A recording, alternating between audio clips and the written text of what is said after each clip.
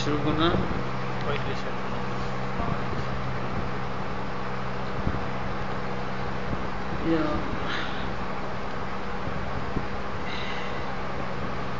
أعوذ بالله من الشيطان الرجيم بسم الله الرحمن الرحيم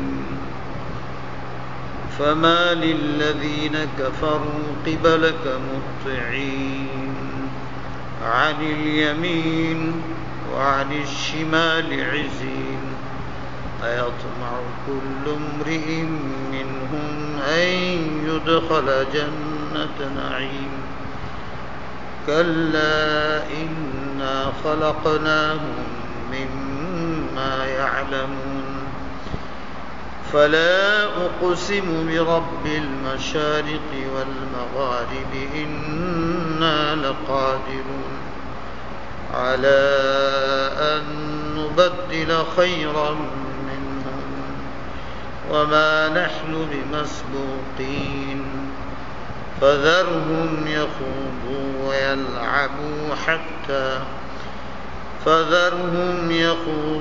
ويلعبوا حتى يلاقوا يومهم الذي يوعدون يوم يخرجون من الأجداث سراعا كأنهم إلى نصب يوفضون خاشعة أبصارهم ترهقهم ذلة ذلك اليوم الذي كانوا يوعدون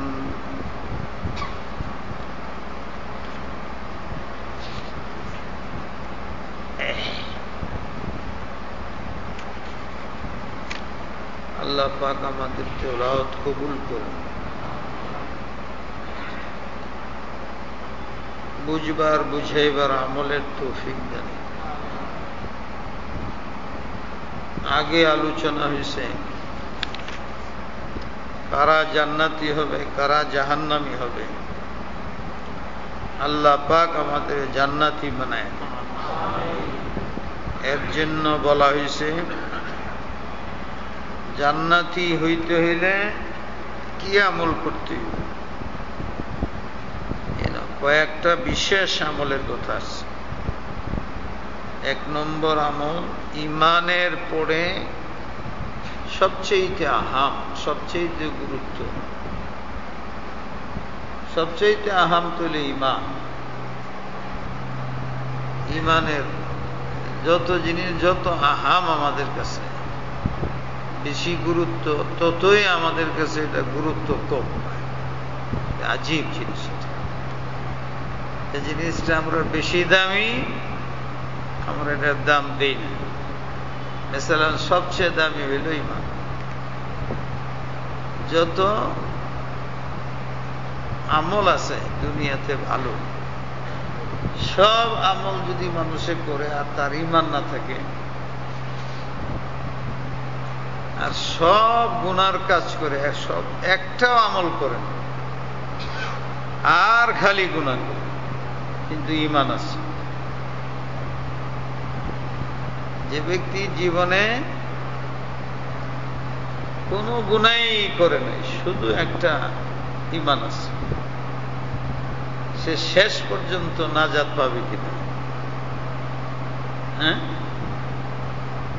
শুধু ইমান আছে আর কোনো নেক কাজ নাই, কোনো একটা নেক কাজও করে না, শুধু ইমান আছে, তাইলে সে জান্নাত পাবে কি না বলেন? হ্যাঁ, মনে করেন যে একটা মানুষের ইমান আছে, কোনো নেক কাজ করে না, আর যত গুনাহ সবই করছে, তাহলে সে জান্নাত পাবে কিনা? হ্যাঁ, পাবে। কি বুঝে? ইমান আছে, সব নেক কাজ করে না, নামাজও রাখে পড়ে নাই, রোজাও করে নাই, হজও নাই, যাকাতও নাই, কোন নেক আমল করে নাই, শুধু ইমানটা আছে। তাইলে সে জান্নাতে যাবে কিনা? যাবে না? যাবে। ঈমান তো আছে, যাবে জান্নাতে। এর চাইতে খারাপ যে ঈমান আছে, নেক কাজ তো করে নেই, যত গুনাহ সবই করছে, সে তার চেয়ে খারাপ। সে জান্নাতে যাবে কিনা? যাবে কিনা বলেন? ভয় লাগে কেন? আমরা ফায়দার কথা, যত গুনাহগার আছি আমরা যাব, হুজুরে কইছে যাব। আচ্ছা, জান্নাতে সে অবশ্যই যাবে। যাওয়ার পদ্ধতি দুইটা হবে। এমন হইতে পারে সে তার যেহেতু ঈমান আছে, সে কোনো নেক কাজ করে নাই, তবু ও সব গুনাহ করছে, তবু সরাসরি জান্নাতে চলে যেত।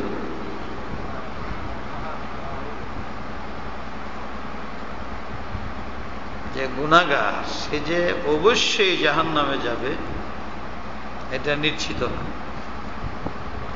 জান্নাতে যাবে যে এটা নিশ্চিত। নেক কাজ করে নাই, তার জাহান্নামে যাওয়া সুনিশ্চিত না। সারা দুনিয়ার গুনাহ করছে, ঈমান আছে, জাহান্নামে যাওয়া সুনিশ্চিত না। প্রথম ছুটেই সে জান্নাতে চলে যেত। কেন? যে গুনাহ করা না করার উপরে, আমল ভালো করা মন্দ করা এবং না করার উপরে জান্নাত নাই। জান্নাত হইল আল্লাহর ইচ্ছার উপর। আল্লাহ যদি ইচ্ছা করেন তাইলে উনি জান্নাতে দেবেন, আল্লাহর ইচ্ছা নাই তো জাহান্নামে দিয়ে দেবেন।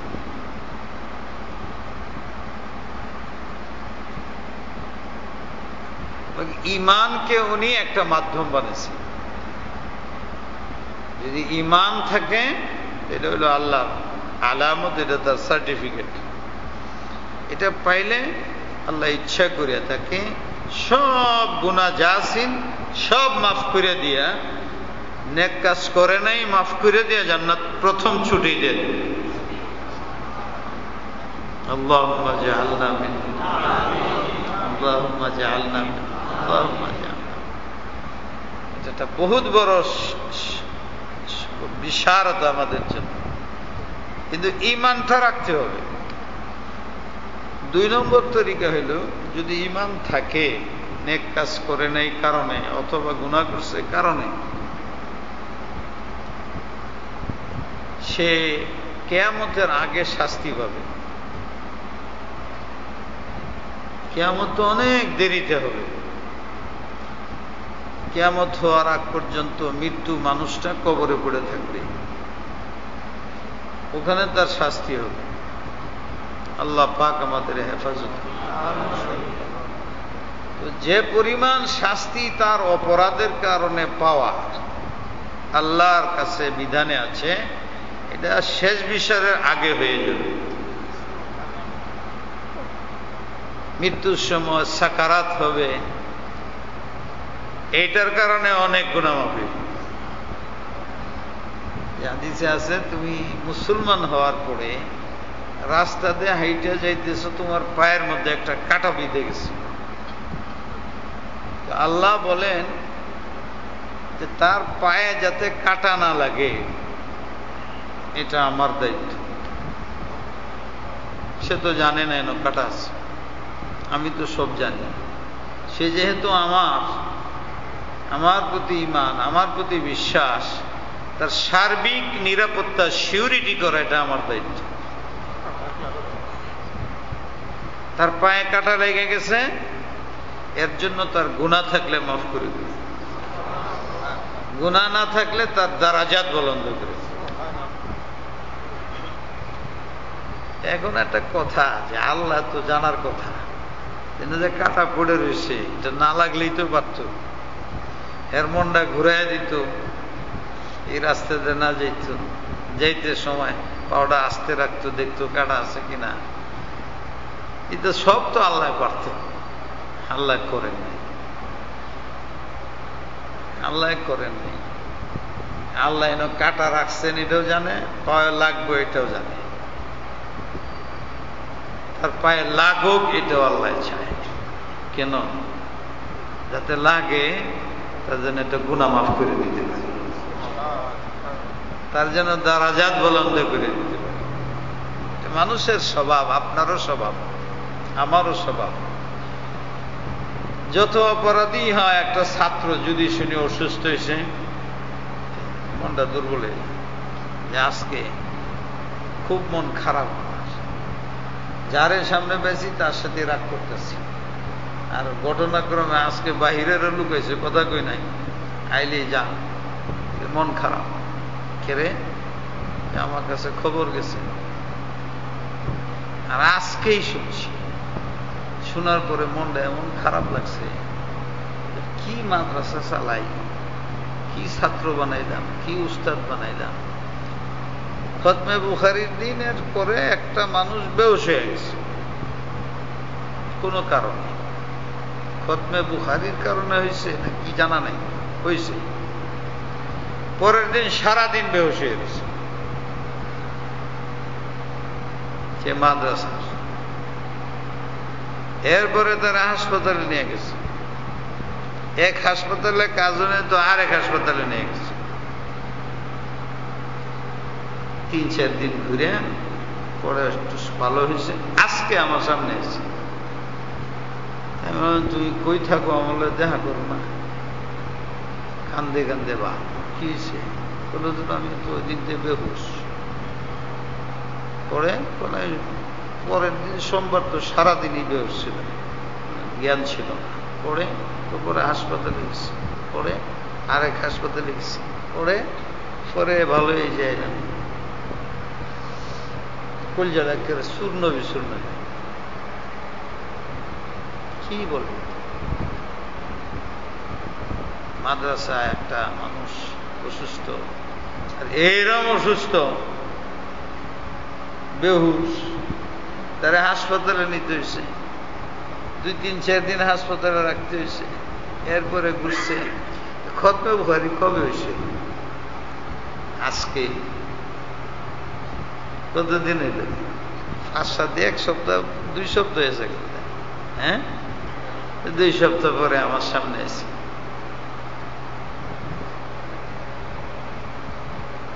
এখন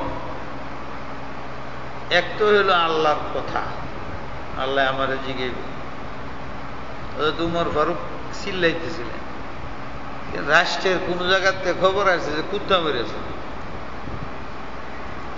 এখন উনি কান্দে যে আল্লাহর কাছে আমি কি জবাব দিই, এই কুত্তা মারা গেল কেন? কোন অভাবে স্বাভাবিক করছে, পানিতে ভাইসা মরছে। পানিতে ভাইসা যাতে কুকুরটা না মারা যায়, এই ব্যবস্থাপনার জিম্মেদারিও আমি উমরের উপরে। আমি প্রেসিডেন্ট, সে আল্লাহর সৃষ্টি, প্রয়োজন না থাকলে তো আল্লাহ তারা তৈরি করতো না। আমার রাষ্ট্রীয় যুগে মারা গেল, না জানি আল্লাহ আমারে তো। এটা যদি কুকুরের কথা করে, আরে কুকুররে পানি খাবে একজন জান্নাতে চলে গেছে, বিড়াল রে পানি না খাওয়ায় জাহান্নামে চলে গেছে।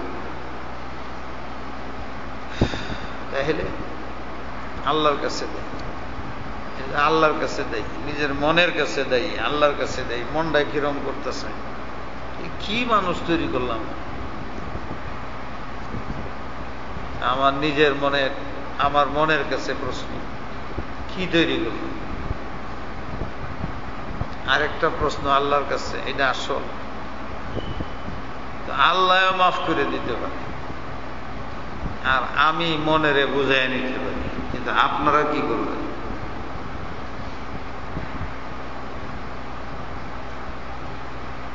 একজনে যদি শুনে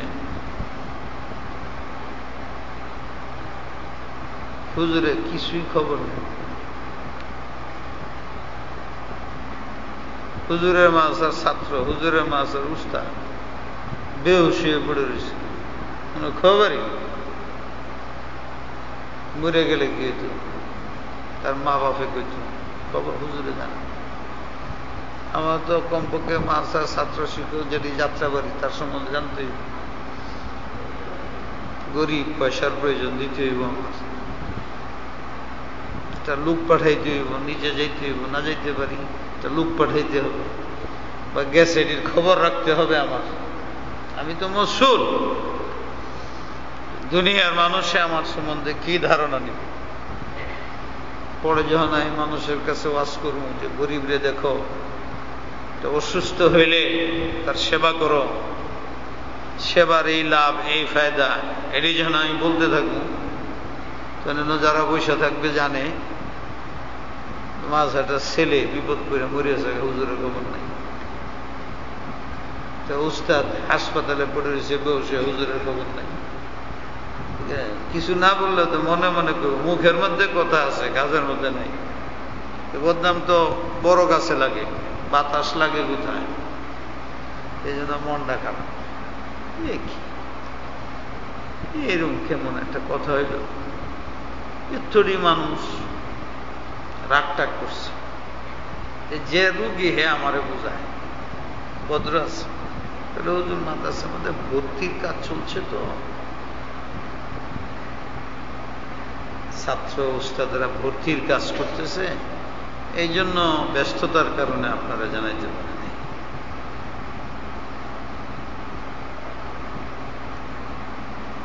আমি বললাম যে কথা না বললেই তো বলবো, এর তো দোষ নেই, রুগী কইতেছে না বলতে তাহলে ভালো আছে, অনেক কথার জবাব দিলে ক্ষতি হয়। আমি তো কষ্ট পাইছি যা পাওয়ার। এটা মানুষ বেহুশ হয়ে হাসপাতালে, মাজা ভর্তি, এটা কিসের বাধা? হাজার হাজার ছাত্র, হাজার হাজার উস্তাদ। আমি আকাশে থাকি না, আমি দৈনিক মাদ্রাসাতে আসি, সব না এলেও আমি আসি, কোনো কাজ থাকলে হাত দিন, হরতাল গাইলাম না, আসি। পরীক্ষায় মাসা বন্ধ হয়েছে তো অনেক আগে, ভর্তি টর্তি শেষ। এই ভর্তির মধ্যে এসে জানান আমরা কি প্রবলেম ছিল। এরপরে এই জব তো ওই পর্যন্ত চলে, ভর্তির পরেও তো কেউ জানাইল না। খায়ের একটা কথা শোনাইলাম, এইগুলোই আসলে ওয়াজ, এইগুলোই তাফসীর। আমরা বসে বসে শুনি, আমাদের দিলে লাগে কোন কাজ করা ভালো, কোন কাজ করা মন্দ শুনি, কিন্তু আমাদের দিল তৈরি হইতেছে, আমাদের দিল বনে না। অন্যের দরদ সৃষ্টি হয় না, যে কারণে আমাদের এই মুসলমান জাতি নষ্ট হয়ে গেছে।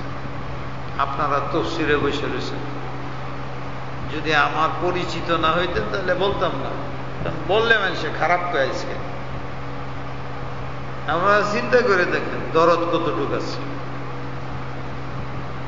আপনি তো তাফসীর শুনতে আসছেন, এর দ্বারা লাভ হচ্ছে না আপনি বুঝেন। লাভ হয়েছে কারণেই তো এসে বসেন। আপনার যে বন্ধু বান্ধব আছে, যাদের সাথে উঠা বসা করেন, চলাফেরা করেন, ওদের মধ্যে যে অনেক মানুষ বেনমাজি, অনেক মানুষ ক্ষুধার্ত, অনেক মানুষের কোনো খবর নাই আমল আখলাকের। সপ্তাহে একজন মানুষকেও তৈরি করে তাফসীরে নিয়ে আসো, এটা কতটুকু পালন করছে? বলা হয় নাই যে তা তো না, বারবার বলা হয়েছে। এটা মানুষকে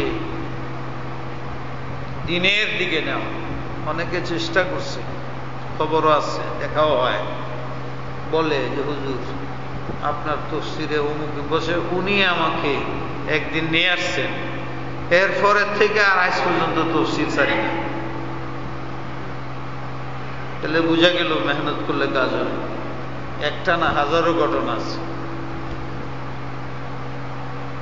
1000 টাকা দিলে আপনি এহসান করলেন গরিবের প্রতি, কিন্তু কালিমা শিখাইয়া দিলে এটা এহসান হইব না? দিনের লাইনে নিয়ে আসলেন, তাকে এহসান হবে না? খালি টাকা দেওয়ার নামই এহসান? বরং বড় এহসান হলো একটা মানুষকে দিনের দিকে নিয়ে আসে। আপনার মধ্যে আমার মধ্যে কতটুক দরদ আছে,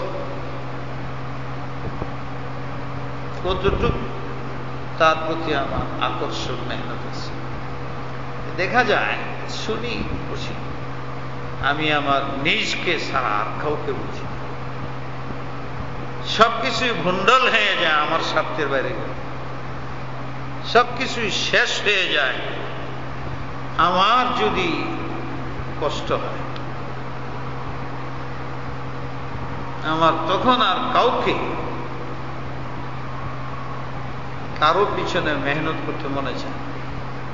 স্বার্থ থাকে তাহলে ঠিক আছে, স্বার্থ নাই, স্বার্থ তো আছে আখেরাতের, এটা মানি না, এটা বুঝি না। আখেরাতের স্বার্থ এটা বুঝি না। দুনিয়ার স্বার্থ যদি না পাই তা আমি তার জন্য খাটতে রাজি না। সে জাহান্নামে যাক, ধ্বংস হয়ে যাক, আমার কোনো ফিকির নেই। তো তার না জিসমানি চিন্তাও নাই, উখরুবি চিন্তাও আমাদের নাই। এটাই বলতেছিলাম যে আসলে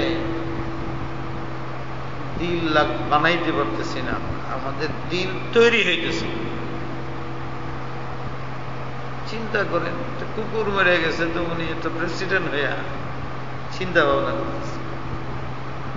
তাদের জীবনী, তাদের মেহনত, তাদের অনুভূতির সাথে যদি আমাদের হালাতকে মুয়াজানা করি, তুলনা করি, তাহলে কি হবে? মানুষের কাতারে আছি বলে মনে হয়। এই জন্য বলতেছি, আল্লাহ পাক আমাদের বুঝবার তৌফিক দান। যেটা বলতেছিলাম যে ঈমান, এইটা সবচেয়ে বড় ধন। যদি এটা নিয়ে আমি কবরে যাই, নিয়ে যাইতে পারি আমি, তাইলে আল্লাহ ইচ্ছা করলে আমি একটাও নেকির আমল করি নাই, ফার্স্টেই আমাকে জান্নাতে ঢুকাই। শুধু তাই না, সারা দুনিয়ার গুনাহ করছি আমি, ওনার ইচ্ছা হইলে উনি আমাকে জান্নাত দিয়ে দেন,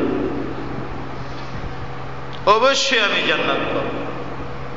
নম্বর 3, যদি আমার গুনার কারণে জাহান্নামে যাইতেই হয়,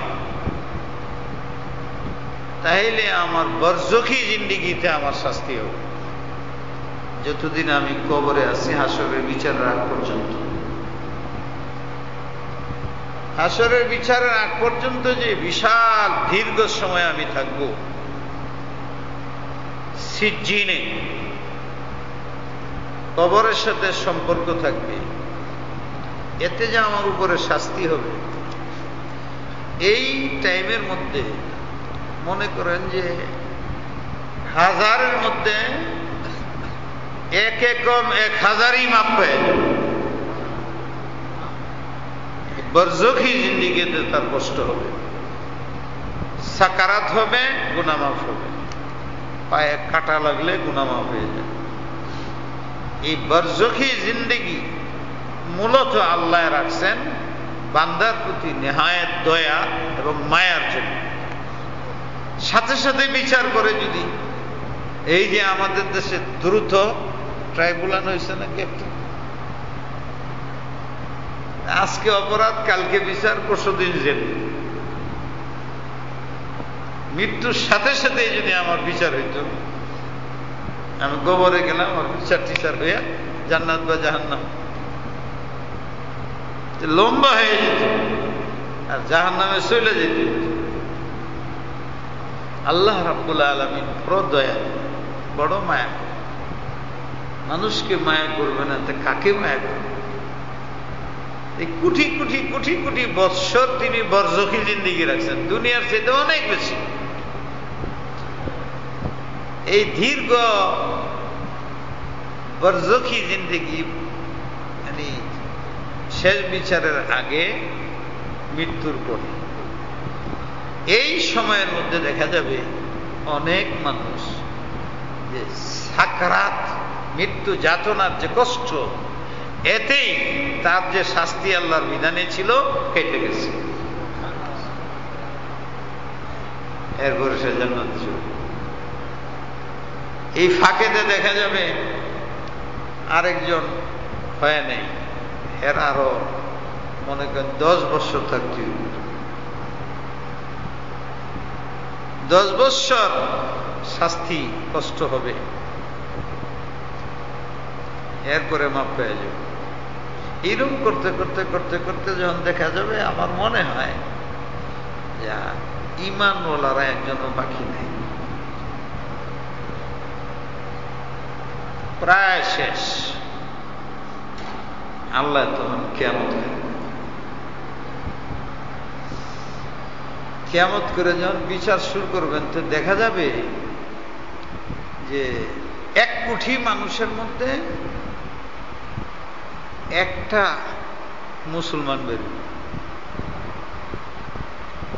যদি 100 কোটি মুসলমান হয়, মানুষ হয়, তো ওখান থেকে বেরিয়েব মাত্র 100 জন। 200 কোটি হলে 300 জন, 500 কোটি হলে 500 না, 400 কোটি হলে 400 জন। এখন পৃথিবীতে মানুষ কয়জন? এই হিসাবে মুসলমান কয়জন? 200 কোটি। তাহলে 200 হইল। এরপরে আদম আলাইহিস ইসলাম থেকে যার হয়েছে সব হিসাব হিসাব করে দেখলে দেখা যাবে হাজার হানি হয় কিনা।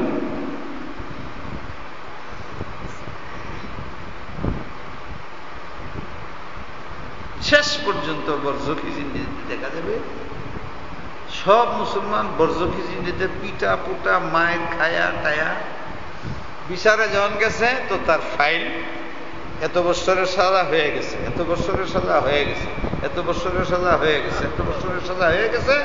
এখন দেখা যাবে 1 কোটিতে একটা মুসলমান, 1 কোটিতে একটা মুসলমান, 100 কোটিতে 100 মুসলমান, আর বাকি সব জান্নাত।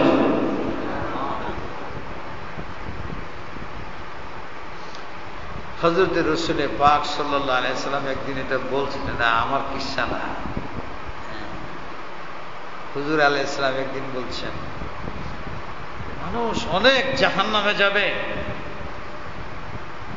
সাহাবারা চিল্লায় উঠছেন, জাহান্নামের কথা কইলে ছিক মারে মানুষ। তা আমাদের নাই, আমরা হাইসা দিই, বুঝি না জাহান্নাম কি জিনিস। সাহাবা একরাম চিৎকার দিয়ে উঠছে, ইয়া রাসূলুল্লাহ। হুজুর বলছেন, মনে করো 4 ভাগের 1 ভাগ তোমরা হইবে, 3 ভাগ অন্যরা হইবে। প্রথম বলছেন 1 ভাগ তোমরা, পরে চিৎকার দেওয়া হচ্ছে আরো 1 ভাগ কম। এরকম বলতে বলতে হুজুর বলেন যে মনে করো একটা বিরাট বড় গরু, বিরাট বড় উট, এর শরীরে কি পরিমাণ পশম আছে। একটা গরুর শরীরের মধ্যে পশম, এটা গোনা যাইব?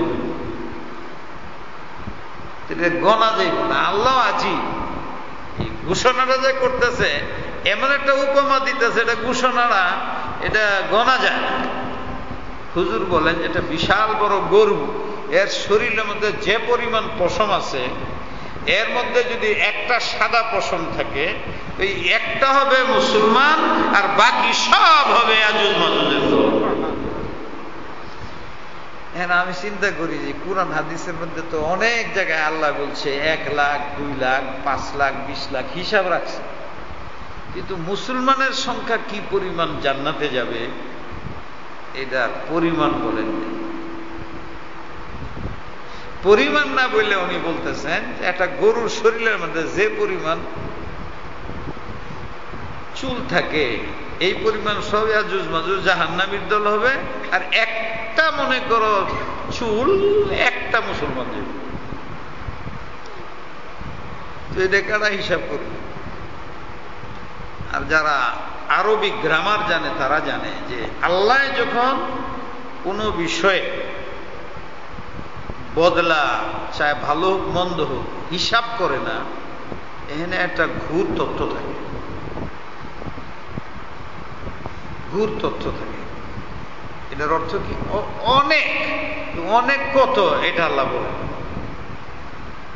এটা বলে না। যেমন এই যে রমজান মাস হইতেছে, রোজা রাখলে সব কত করলে অনেক, কি পরিমাণ করে, এটা আমার ইচ্ছা।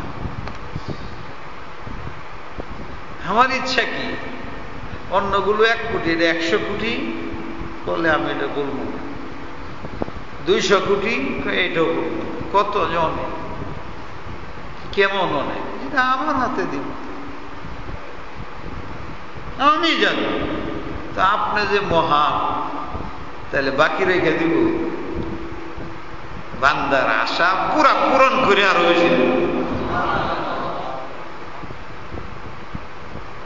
বলেন। যেমন আমি এই হাদিসে চিন্তা করি বসে বসে যে আল্লাহ বলে একটা গরুর শরীরের মধ্যে যে পরিমাণ পশম আছে, ওই পশমেতে একটা মুসলমান যাইব আর বাকি সব। এনে গরুর যদি হিসাব চলে, যদি গরুর শরীরের মধ্যে যে পরিমাণ আছে এই পরিমাণ যদি মুসলমান একটাও না বের হয়, তারপরে একটাও যেত না। এটা বলে দিলেই তো পারে, বলে দিলে তো যেটি তফসির হয়েছে এটি হইতো না। গোপন রাখছে, লাইলাতুল কদর গোপন রাখছে, বলে দেয় যদি এত তারিখে, পরে আগে পিছিয়ে তো একদিন আসতো না। আর আল্লাহ কি চায়? আল্লাহ মার মতো, মার চেয়ে বেশি। আমার ছেলে সবসময় আমার কাছে থাক, আমার কথা বলুক, আমার আশেপাশে থাক, আমার চোখের সামনে থাক।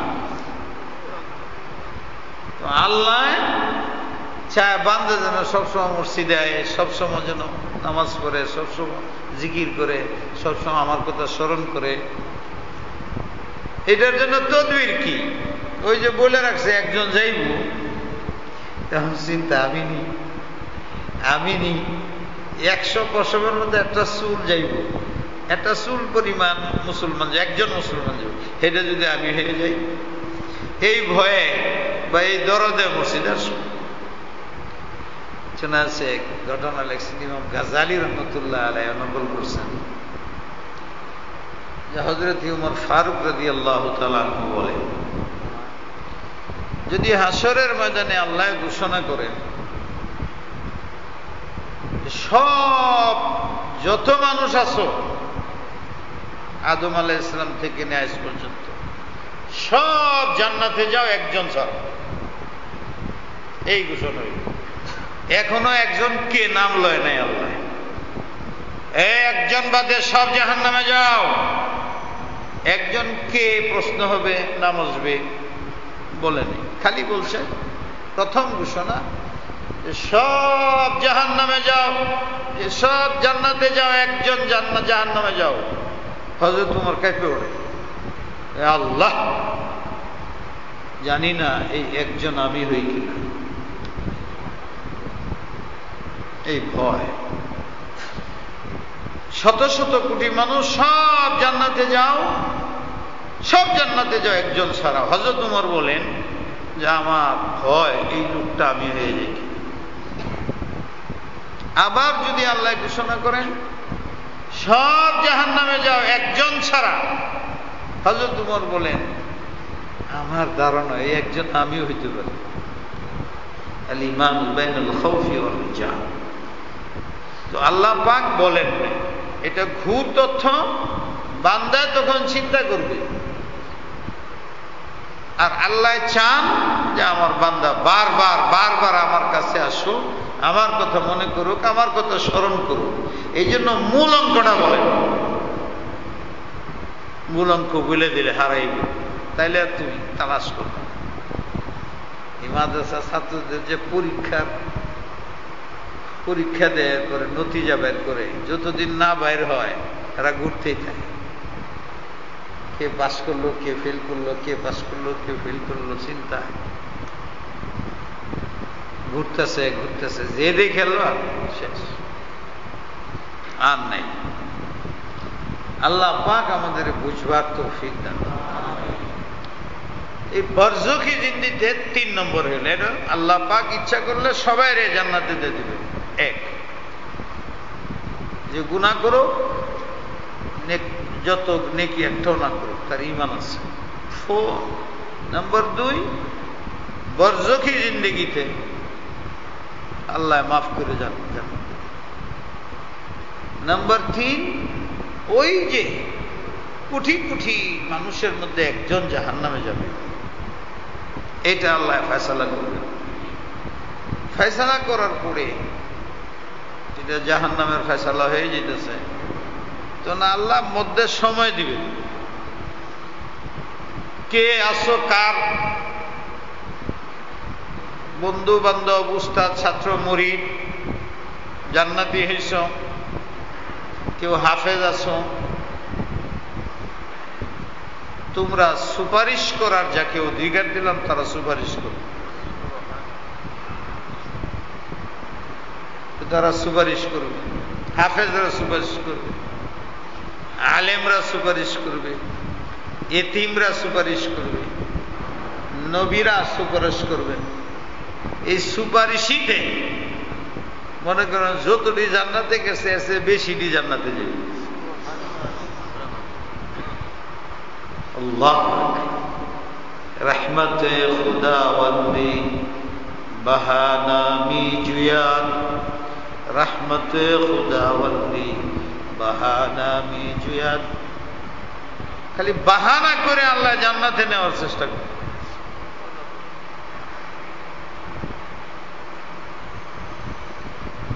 যে ব্যক্তি সুবহানাল্লাহি ওয়া বিহামদিহি সুবহানাল্লাহিল আযীম পড়ে, এটা আমল হইল, কষ্টের আমল হইল। বলতেছে এটা যদি পাল্লার মধ্যে যায় আল্লাহ বিধান বানায় থয়ে দিছে,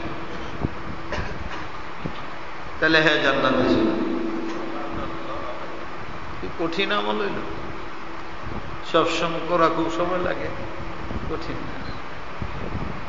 জান্নাতে যাবে মান ক্বালা লা ইলাহা ইল্লাল্লাহ মুমিনান বিকলবিহি দাখালাল জান্নাহ। যে রাত দিন জিকির করতে থাকে লা ইলাহা ইল্লাল্লাহ, ওযু লাগে না, বসতেও হয় না, উঠতেও হয় না, যেমনে পারে এমনি পড়তেই আছে, পড়তেই আছে, বলে এই লোকটা মৃত্যুর সাথে সাথে জান্নাতে চলে যাবে।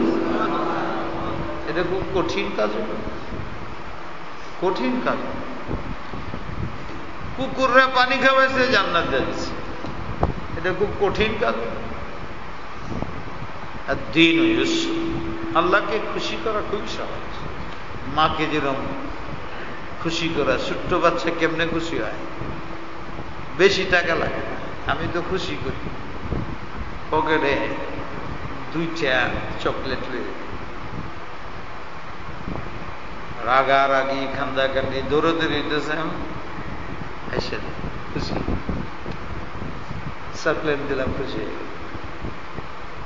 এরপরে যদি কয় যে একটু কতক্ষণ বসে যদি আমার আলহামদুলিল্লাহ সূরা শোনাও, তাহলে আরেকটা দিন, তখন ব্যক্তি কেডা কার আগে শুনাইব, হ্যাঁ পড়া নেই, দৌড়াদৌড়ি, একখান চকলেট দিলেই খুশি।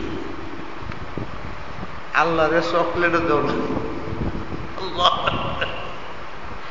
খালি বান্দায় বলে লা ইলাহা ইল্লাল্লাহ মুহাম্মাদুর রাসূলুল্লাহ, আল্লাহ খুশি,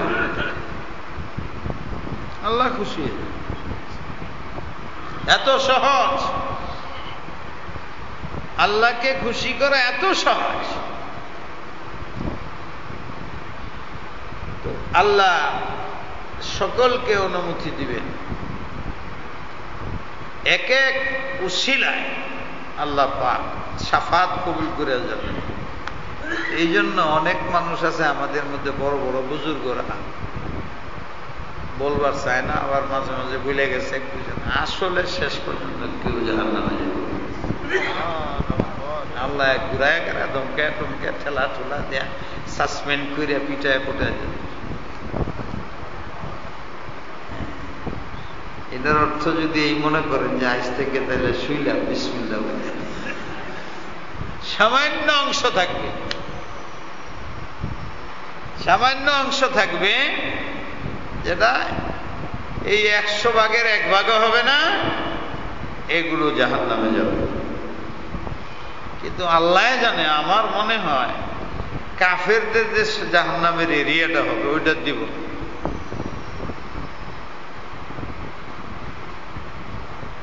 কেরে হিট দিব কি ভাই, আমি তো জাহান্নামে যেতেছি, আল্লাহরে মানি নাই, তুমি না আল্লাহ আল্লাহ করতে, তুমি কেড়ে যাও, লাভটা কি হলো? এই যে হিট দিব। আর আল্লাহ বান্দারে এরকম হিট দিলে রাগে। আমিও তাই, আমি আমার ছাত্রের পিটাই, কিন্তু কেউ যদি হেরে হিট দেয় তখন আমার কষ্ট লাগে। আমি পিটাইছি আমার ছাত্র, আরেকজনে পিটাইব গে, ওইটা মানতে রাখছি। আমি রাগে ধরে জাহান্নামের দিকে পাঠাইতেছি, তো জাহান্নামের লোকে যেতে গে ভাই কি হইলতে, তুমিও জাহান্নামে আমিও, তো তুমি আল্লাহ আল্লাহ করে কি লাভ হইল? দুনিয়াও পাইলে না, আখেরাতও পাইলে না। আমরা আখেরাত না পেলাম, দুনিয়া পাইলাম। এই যে আর আল্লাহ কোরআন শরীফের মধ্যে আমার অবাক লাগে, অনেক বিষয় যেটা একদম ছোট্ট মনে হয় আমাদের কাছে, কোরআন এটা খুব লম্বা করে আল্লাহ বলে, ইয়া আইয়ুহাল্লাযীনা আমানু লা ইয়াসখার কওমুম মিন কওমিন আসা আন ইয়াকুনু খায়রাম মিনহুম ওয়ালা নিসাউম মিন নিসাইন আসা আন ইয়াকুননা খায়রাম মিনহুন। পুরুষ মহিলা তোমরা একজন আরেকজনকে মজাক করো না, টিটকারি দিও না, উপহাস করো না, বৎসনা দিও না। কত লম্বা, কেউ সারে না। ওয়ালা তালমিজু আনফুসাকুম, হিট দিও না, হিট দিও না। ওয়ালা তানাবাজু বিল আলকাব, হে মুটকা, হে লাম্বু, হে বাচ্চা, হে কাল্লা, হে কানা, এইরকম বলো না। ওয়ালা তানাবাজু বিল আলকাব, শেষ করেন আল্লাহ, বিইসাল ইসমুল ফুসুক। একজন মুমিনের জন্য আরেকজন মুমিনকে হিট দেওয়া, ভৎসনা করা কশিন কালেও গ্রহণযোগ্য নয়। এর চেয়ে বড় জুলুম নাই। ওমান লাম ইয়াতুব, শিগগিরই তওবা করো, তার কাছে যে মাপ চাও, নাহলে তওবা হবে না। যাকে ভৎসনা করছো তার কাছে যে মাপ চাও, আমি মাপ দিব না, এটা তার কাছে যে মাপ চাও। ওমান লাম ইয়াতুব ফাউলাইকা হুমুল যালিমুন, পড়তে সময় মুকুল কাছে শরীর কাঁপে ওঠে। কাফেরকেও জালিমুন বলে, জালিমুন কাফেরকেও বলে। যদি তুমি ক্ষমা না চাও, তওবা সহি না করো, অসম্ভব কিছু না, এই গুনার ক্রিয়ার কারণে তুমি মৃত্যুর আগে কাফের হয়ে যাবে। আমরা এটির কোনো গুরুত্ব দেই? তুমি যে তাকে তিরস্কার করছো, তার দিলে আঘাত লাগছে, ক্ষমা চাও। না চাও তাহলে তুমি জালেম। জালেম কাফেরও কয়, গুনাহগারকেও কয়। যদি মাপ নাই চাও, আহাতাত কুলুবুকুম, আর তুমি তিরস্কার করতেই থাকো, গুনাহ করতেই থাকো, করতেই থাকো, তোমার পুরা দিল পরিবেষ্টিত হয়ে যাবে, ঈমান নষ্ট হয়ে যাবে। নামাজ বেশি ছাড়লে যেরকম কাফের হয়ে যাওয়ার সম্ভাবনা, এই তিরস্কার মজাক ঠাট্টা আরেকজনকে হ্যাঁ প্রতিপন্ন তুচ্ছ তাচ্ছিল্য করলে, বারবার করতে থাকলে তোমার ঈমান ক্ষয় হইতে হইতে ঈমান ছাড়া হয়ে যাবে। তাহলে দেখেন আল্লাহ পাক কেমন কঠিন কথা এখানে বলে দিচ্ছেন আয়াতের মধ্যে। তো এগুলোর মধ্যে আমরা আছি, আল্লাহ আমাদের হেফাজত। তিরস্কার আল্লাহ দেখা যায় পছন্দ করেন। এখন চিন্তার বিষয় হলো, যখন একজন মুসলমান অল্প সময়ের জন্য জাহান্নামে যাবে, তো এখন একই রাস্তা যদি এরা যায়, একই জাহান্নামের মধ্যে যদি থাকে, কি হবে এদের? এরা মজাক ঠাট্টা তিরস্কার করবে না? আমরা কি করি?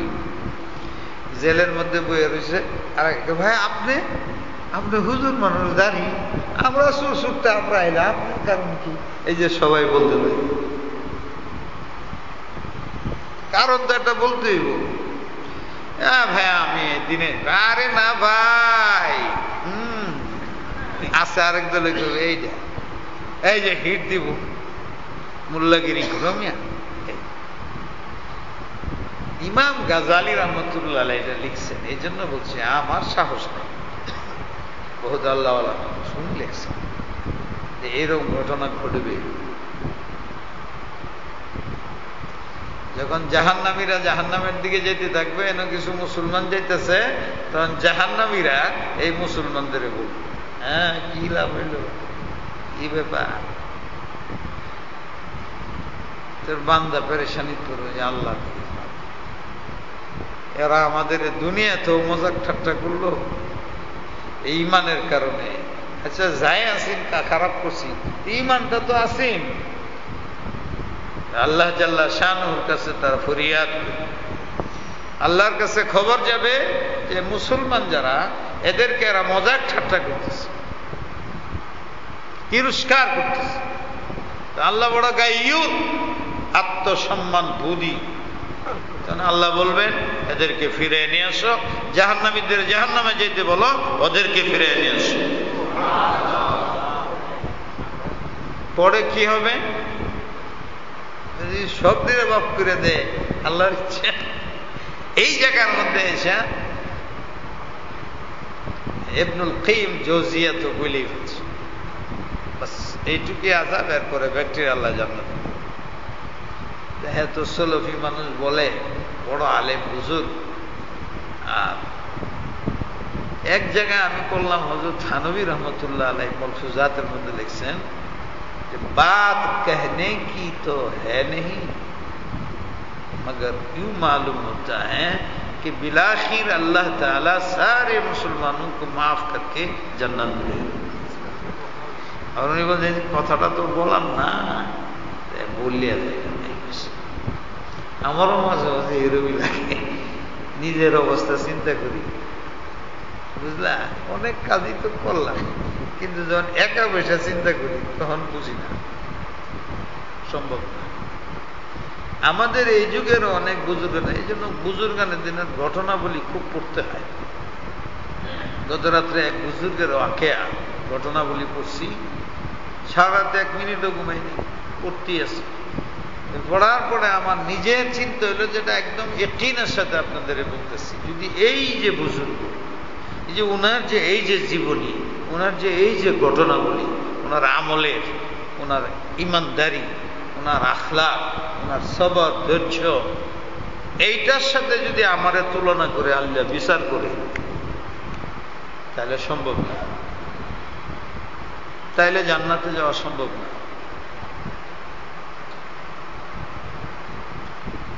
বাহ্যিক তো অনেক কাজ করলাম, মাদ্রাসা বানাইছি, মসজিদ বানাইছি, হাজার হাজার ছাত্র উস্তাদ হয়েছে, কিন্তু যে জিনিসটা ওখানে বুঝলাম,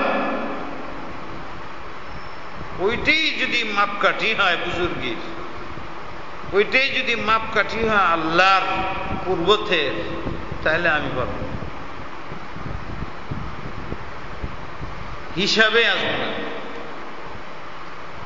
এত যে বজাহের দেখা যায় অনেক কাজ টাজ করছি, 40 বছর তো এনে হয়ে গেছি, কিচ্ছু করি। কিন্তু ওই যে ওনার ইখলাস, ওনার যে ত্যাগ, একটা ঘটনার সাথে আমার সারা জীবনের ত্যাগ একসাথে করলে ওইটার চুল পরিমাণ হবে না। আমার সারা জীবনের যদি কিছু ইখলাস থেকে থাকে, এটি জমা করলে ওনার একটা আমলের 100 ভাগের 1 ভাগের সমান হবে না। তখন আর মাদ্রাসায় বসে থাকা ভাল লাগে না, সবজন ব্যথা মনে হয়। তাইলে কেমনে পারবি? পারণের সুরত হলো যে আপনাদের দিনের তাফসীর শুনাইতেছি, যদি কেউ আমল করে ইখলাসের সাথে তার মাফি হয়ে যায়, সে যদি মনে করে যে হুজুরের তাফসীর শুনে আমল করছিলাম, সেটার বরকতে আমি নাজাত পাইছি। তো হাদিসে বোঝা যায় আল্লাহ তারে জিজ্ঞেস যে তুমি যে জান্নাতে যাইতেছো, কিভাবে জান্নাতে যাও? বলে হুজুর একটা নামাজ কবুল হয়ে গেছে, আল্লাহ আমার একটা নামাজ কবুল হয়েছে, ওটার বরকতে মাপ পাইছি। আচ্ছা, নামাজ কই পড়ছিলা তুমি? বলে এইরকম একদিন দুপুরের সময় খুব বিপদে পড়ে গেছি, ওজুর পানি নাই, পাগল হয়ে গেলাম। নামাজের টাইম যায় যায়, যার কাছে যাই পানি দেয় না, যার কাছে যাই পানি যায় না। তো একজন মানুষ মনে করে যতটুকু গরিব হইতে পারে, তার ঝুপড়ির কাছে গেলে উনি আমাকে 1 বদনা পানি দিছিলেন। উজু করে যে নামাজ পড়ছিলাম, যে নামাজের তলব পাগলামি, নামাজের জন্য পাগল, তোমার কাছে এটা পছন্দ হয়ে গেছে। এইটার বরকতে, ওই নামাজের বরকতে তুমি আল্লাহ আমার জান্নাত দেয় না। কি করে ওজুর পানিটা কেটে দিছি? বলে ওই লোকের ওজুর পানি দিয়া তুমি 2 রাকাত নামাজ পড়ে জান্নাতে যাইতেছো। যদি পানিটা না দিত তাহলে তো ওযু করতে পারত না, নামাজও পড়তে পারত না। তো ওর খবর লইল না? সে ঘুরে গিয়ে দেখে আল্লাহর কাছে এসে বলবে হয়তো জাহান্নামের লাইনে। আল্লাহ বলে তুমি তার জন্য আমার কাছে শাফাআত করবে। শাফাআত করবে, ওযুর পানি দেনেওয়ালা মাপ পেয়ে জান্নাতে চলে যাবে। ইয়া রাব, হযরত থানবী বলেন, তুমি যখন মানুষকে দ্বীনের কথা শোনাও, তাফসীর শোনাও, তখন তুমি নিজেরকে মনে করো চামার। এটা মানুষ মেথরগিরি করে, সবাই তারে ছোট মনে করে। হইতে পারে তার মধ্যে জোহর আছে, সে আল্লাহর কাছে অনেক প্রিয়। তুমি যদি মনে করো যে আমি তাদের বুঝাইতেছি আমি বড়, তাইলে আমার এই তাফসীরগিরি আমার জন্য জাহান্নামের কারণ। কে জানে আল্লাহর কাছে কে প্রিয় হয়ে গেছে। ভাইরা, এই জন্য বললাম, হাদিসে আছে যদি 2-1 জন যায়ও, তো এই ফাঁকেতে তারা বাইরে আসতে থাকবে জাহান্নামে। 1 দিন থাকবে, 2 দিন থাকবে, 1 মাস থাকবে, 10 মাস থাকবে, এবার থেকে ব্যক্তি বাইরেতে থাকবে। সর্বশেষ মান কানা ফি কলবিহি মিসকাল যাররাতিন মিন খারদালিন মিন ঈমান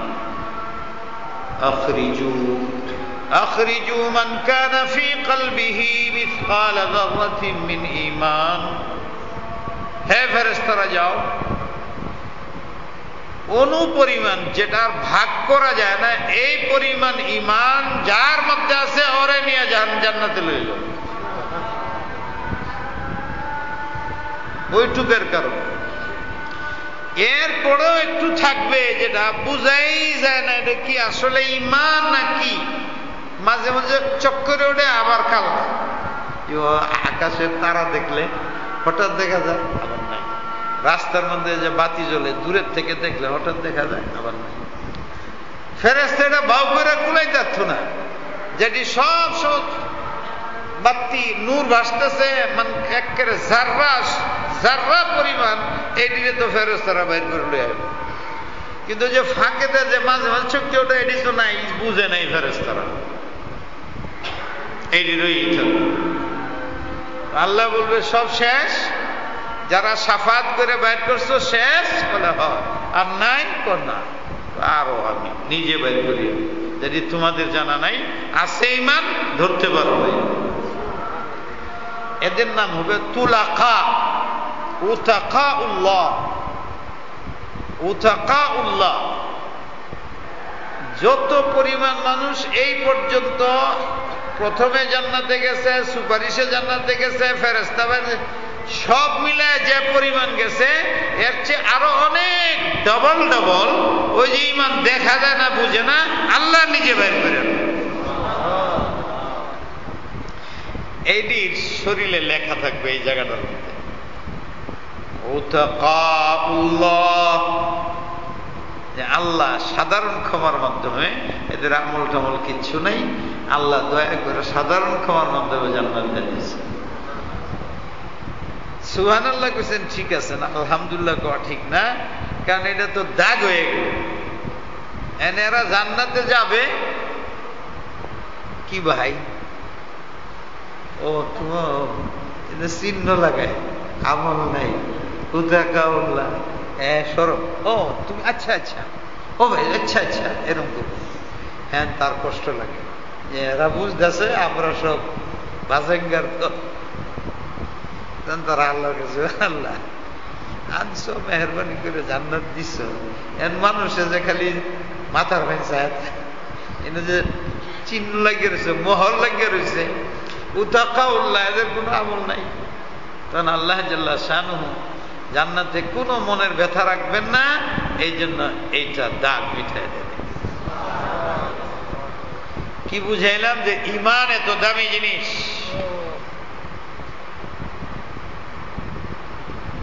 এই ঈমানের দাম রক্ষা করা এবং ঈমানকে ঈমান হিসাবে রাখা বড় দায়িত্ব।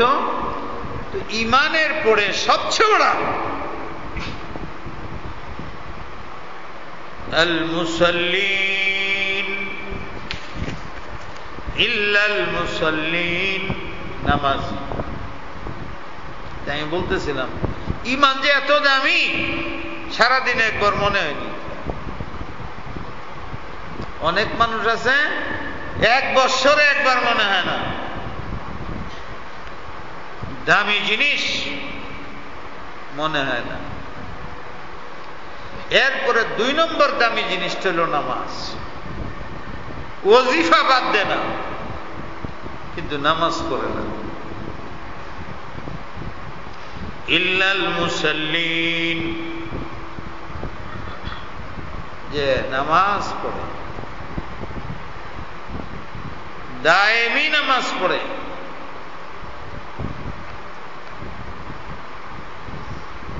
নামাজের মধ্যে লাগিয়ে থাকে,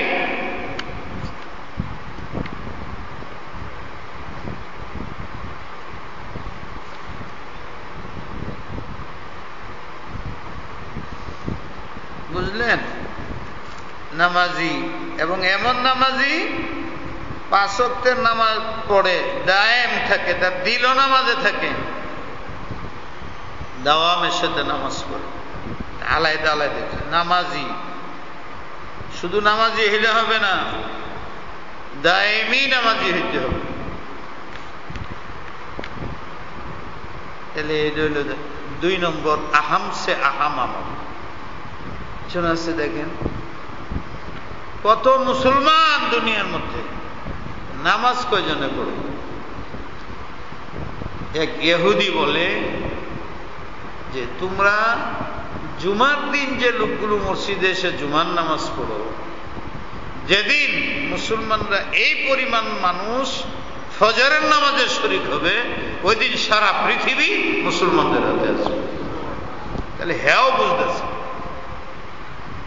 কোরআনেও বলতেছে যে আমি দুনিয়ার জিম্মেদারি, খেলাফত, নেতৃত্ব ইমানদারদেরকে কখন দিব?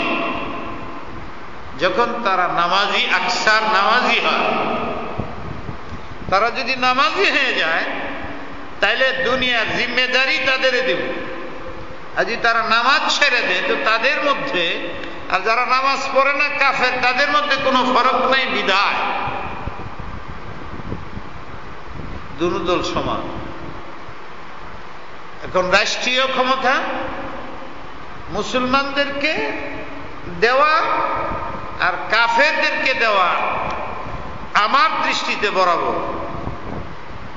মুসলমানরা পাবে যদি তারা সবাই নামাজ পড়ে, যদি নামাজ না পড়ে তারা পাবে না। তাহলে অন্যরাও পাওয়ার কথা না।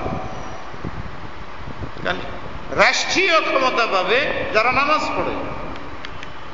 তো মুসলমানরাও নামাজ পড়ে না, ইহুদি খ্রিস্টানরাও নামাজ পড়ে না, এরা একটাও যোগ্য না। তবে আমি কাফেরদের দেয়া রাখব। কেন? যে ওদের যোগ্যতা মুসলমানের চেয়ে একটু বেশি।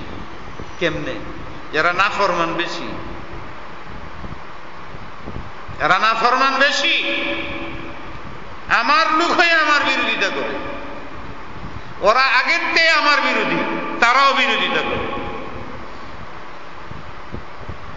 তাহলে কেডা বেশি অপরাধী? যাত্রাবাড়ির ছাত্র হয়ে আমার সাথে বেয়াদবি করে, আর ফরিদাবাদের ছাত্র আমার সাথে বেয়াদবি করে, আমার মুসল্লি আমার সাথে বেয়াদবি করে, যে আমার মুসল্লি না আর এক মসজিদের মুসল্লি আমার সাথে বেয়াদবি করো, এক হবে? এক হবে? তুমি আমার আল্লাহ মাইনে আমার সাথে বিরোধিতা করো, হ্যাঁ তো আমার মানেই না।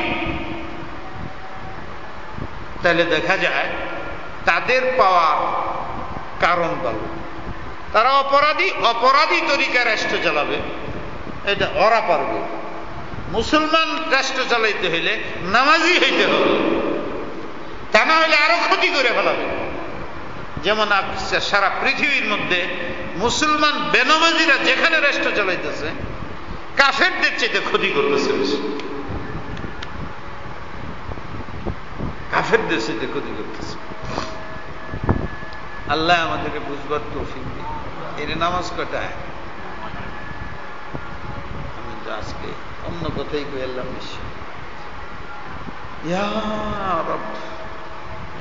তাই নামাজ নাই রাষ্ট্র পাবে, নামাজ ভাই রাষ্ট্র পাবে। নম্বর 1 নামাজ হবে, নম্বর 2 নামাজ দায়েমি হবে, নম্বর 3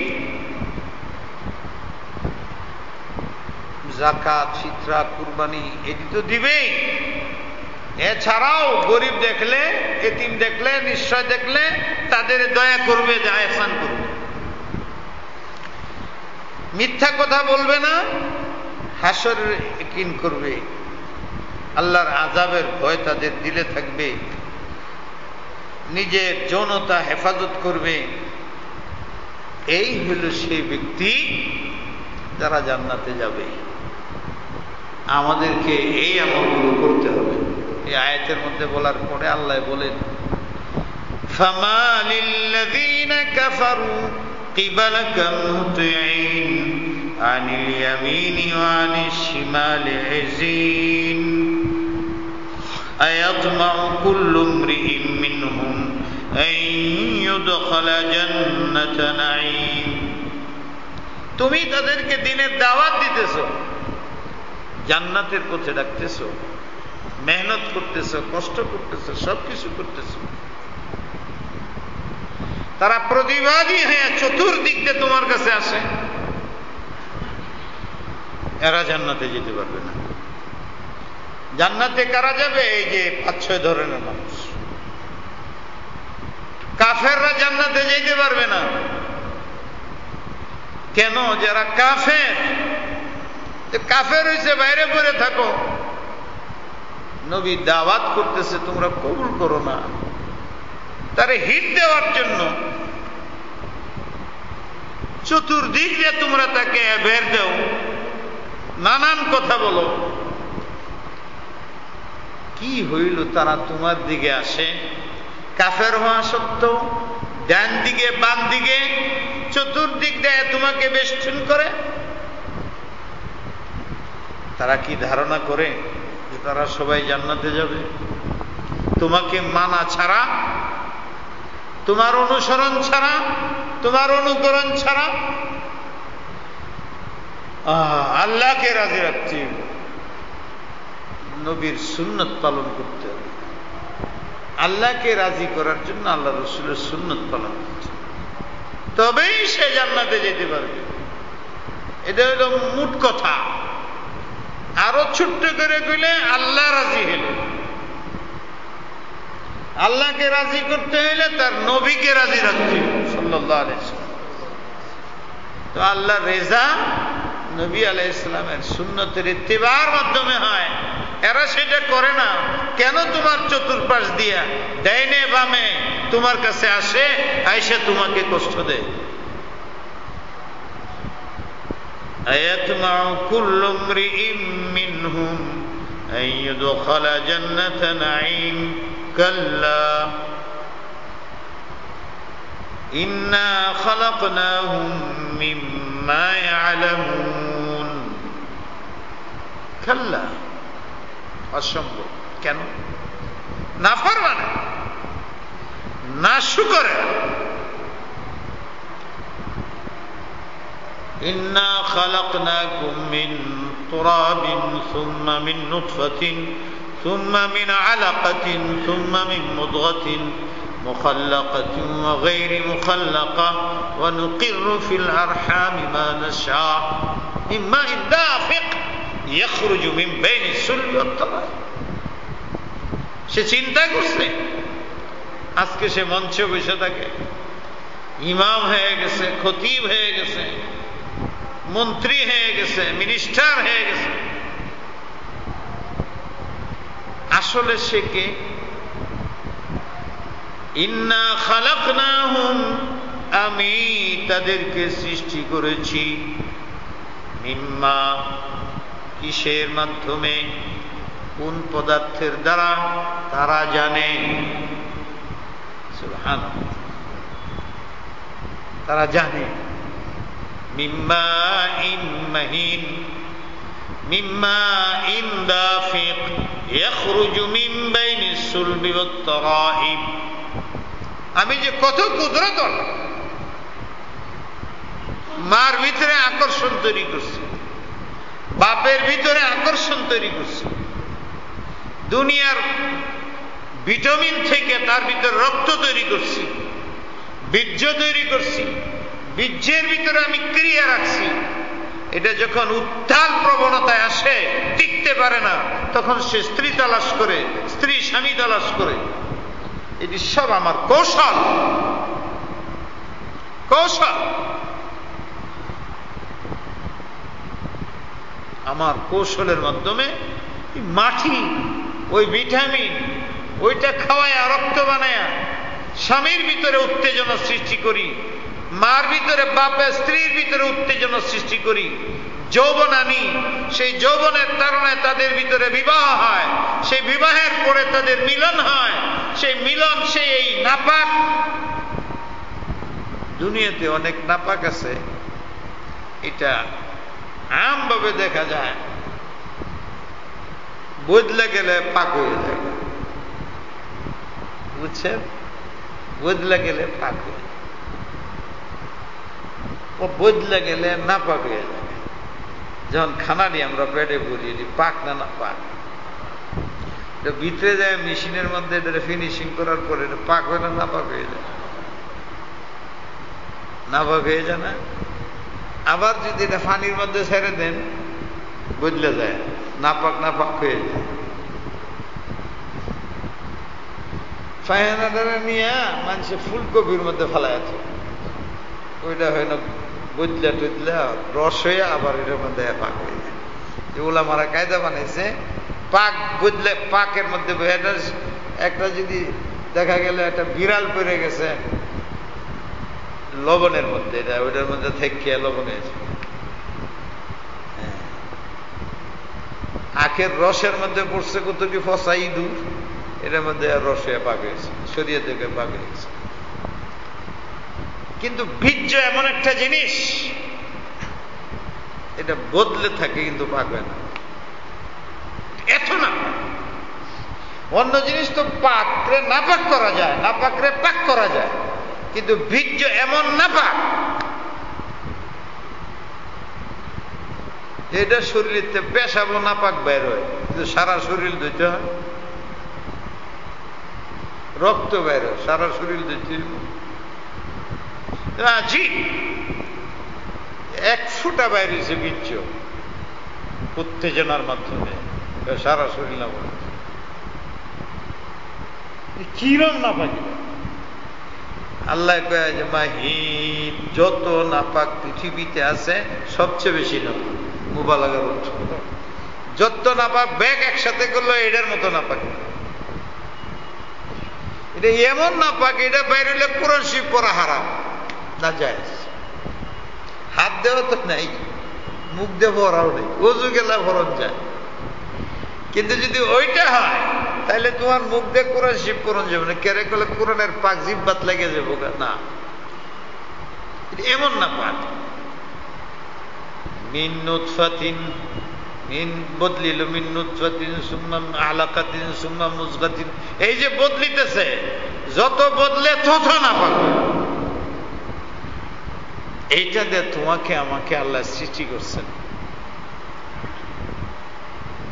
এটা আল্লাহ বলতেছে। এত নিচু, মেথরের চাইতে নিচু তুমি, এটা একটা নাপাক জিনিসটা আমি কত কলা কৌশল করে তোমাকে তৈরি করার পরে আমার সাথে নাফরমানি। ইন্না খালাকনাহুম মিম্মা ইয়ালামুন, তারা জানে আমি তাকে বীর্যের মাধ্যমে, বীর্যের মতো না পাক পানির দ্বারা সৃষ্টি করেছি আমি, এরপরে না ফরমানি করে। ফালা উকসিমু বিরাব্বিল মাশারিকি ওয়াল মাগারিবি ইন্না লাকাদিরুন। ফাউকসিমু, আমি সারা পৃথিবীকে সাক্ষী রাখতেছি, সাক্ষী রেখে বলতেছি, কসম করে বলতেছি। এগুলোর কারণ আগে বারবার বলা হয়েছে, মাশরিক মাগরিব সহ। ইন্না লাকাদিরুন, কিভাবে বুঝাবো, কোন সময় যায় না, কি অর্থ হইল? ইন্না খালাকনাহুম, সারা পৃথিবীর মানুষ তাদেরকে সহ আমি তৈরি করেছি, মিম্মা ইয়ালামুন, বীর্যের মাধ্যমে। তাই আমি শপথ করে বলছি, আসমান জমিনের, পৃথিবীর, আমি নিশ্চয়ই শক্তিশালী। এটার অর্থ কি? লাকাদিরুন, যেমন আমি মাটির থেকে বাইর করে নুতফা বানাইছি, ওখান থেকে বাইর করে রক্ত পিণ্ড বানাইছি, ওখান থেকে মানুষ বানায় যেরকম আমি জিন্দা করতে পারলাম, এই সব জিন্দা করছি তাকে কবরের মধ্যে। এই কবর সাংঘাতিক ছোট, আমি ফালতু কাজ করি না, জায়েজ কাজ এসরাফ করি না, তৈরি করছি পেটের মধ্যে। কারণ তো এত ছোট্ট, এর জন্য বিরাট জায়গার দরকার নাই। মার রেহেম যে একটা ছোট্ট কবর, এই কবরতে বাইর করবো আমি, এই কবরের মধ্যে রাইখে তারে আমি তৈরি করছি। এই কবরের ভিতরে বীর্য ঢুকছে, সেই কবরের ভিতরে বীর্য রক্ত হয়েছে, ওইটার ভিতরে গোশত হয়েছে, ওইটার মধ্যে হাড্ডি হয়েছে, ওই হাড্ডিতে ক্যালসিয়াম গেছে। এটা সব আমি কবরের ভিতরে করছি। বাহিরতে রক্ত যায় নাই, বাহিরতে হাড্ডি যায় নাই, হাড্ডির ভিতরে ক্যালসিয়াম কেমনে ঢুকলো, ফাটাইতে হয় নাই, একটু বাইরে না, ক্যালসিয়াম বাইরে মরে যাবো গা। একটা হাড়ের ভিতরে ক্যালসিয়াম আছে না, এটা কোথা ঢুকাইলো? সিদ্রি সুদ্রি তো নাই, আল্লাহ ওটার ভিতরেই তৈরি করছেন। ওটার যে নাকি হাড্ডির ভিতরে তৈরি করতে পারে, সেখানে ভিতরে হাড্ডির ভিতরে ক্যালসিয়াম দিতে পারে, এটার উপরে গোশত রাখতে পারে, গোশতের ভিতরে আবার সমুদ্রের পানির মতো পানি চালাইতে পারে। এই তো সব এইটুক কবরের ভিতরে তিনি করছেন। ইন্না লাকাদিরুন, তাইলে আবার যখন দুনিয়াতে আসার পরে এর চেয়ে বড় একটা কবরে যাবে, মাটির কবরে, এরা কি করে বলে যে আমি সেই কবরের ভিতরে তাদেরকে পুনরায় জীবিত করতে পারবো না? এটা কি করে বলে? নমুনা না থাকলেও তো একটা কথা ছিল, নমুনা তো আমি কবরের তার মার পেটের মধ্যে তাকে আমি তৈরি করতে পারলাম, তখন তো কিছুই ছিল না, পদার্থও ছিল না। আর এখন যখন সে কবরে যেতেছে, সে তার সব শরীর আছে, হাড্ডি আছে, তার পুরাটা শরীর নিয়ে সে কবরে গেছে, জায়গা আগের চেয়ে বড়। তা আমি ওইখানের ভিতরে যে মাটিতে তারে মার পেটে বীর্য বানায় তৈরি করতে পারলাম, সেই মাটির কবরের ভিতরে আমি পুনরায় আমি তাকে জীবিত করতে পারবো না, আমাকে শক্তিহীন মনে করো। কত বড় মিসাল! আলা আন فلا أقسم برب المشارق والمغارب إنا لقادرون আমি শক্তিশালী, যেমন এখানে করছি ওখানেও তৈরি করব, ওখানে তৈরি করার পরে সব বিচার। আলা আন নুবাদদিলা খায়রাম মিনহুম ওয়া মা নাহনু বিমাসবুকিন। তারা আমার উপরে গালেব হইতে পারবে না, আমাকে পর্যদস্ত করতে পারবে না, আমি তার চেয়ে উত্তম তৈরি করতে পারি। নমুনা তো আছেই। ইঙ্গিত করলো যারা মৃত্যুর পর পুনর্জীবনকে অস্বীকার করে তাদের সতর্ক করছে। এই বুঝ যাদের নাই, হে নবী, তাদের এরা বুঝাইয়া দেও, আল্লাহ জন্ম দিচ্ছেন, মৃত্যু দিতে পারেন, বুঝাইয়া দেও তাদের। যদি না মানে ফাযারহুম, তাদেরকে তাদের অবস্থা রেখে দেব। বুঝা গেল যে মাদ্রাসার ছাত্র অবস্থাটা পরে না তো আসেই দেয়া যায় কিছু আলেম, ছাত্রদেরকে বুঝাইবা, বেশি পিটাইবা না, বড় পেরেশান এটা। এই যে নবীরে আল্লাহ বলতে এরা যদি না মানে হাজার চেষ্টা করলে যার হুম বদ্রিম মায়ের দোষের ভয় দেখাও, সব ভয়টা দেখানির পরে যদি না মানে তোমার আর দায়িত্ব নেই।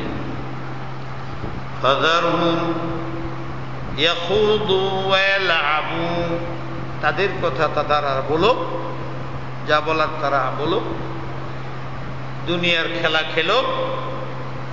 হাত্তা ইউলাকু ইয়াওমাহুমুল্লাযী ইউআদুন, সময় দিলাম, মৃত্যুর আগেও যদি ঠিক হয়ে যায় ঠিক আছে, আল্লাহ সারে তেও টাইম না রাখে।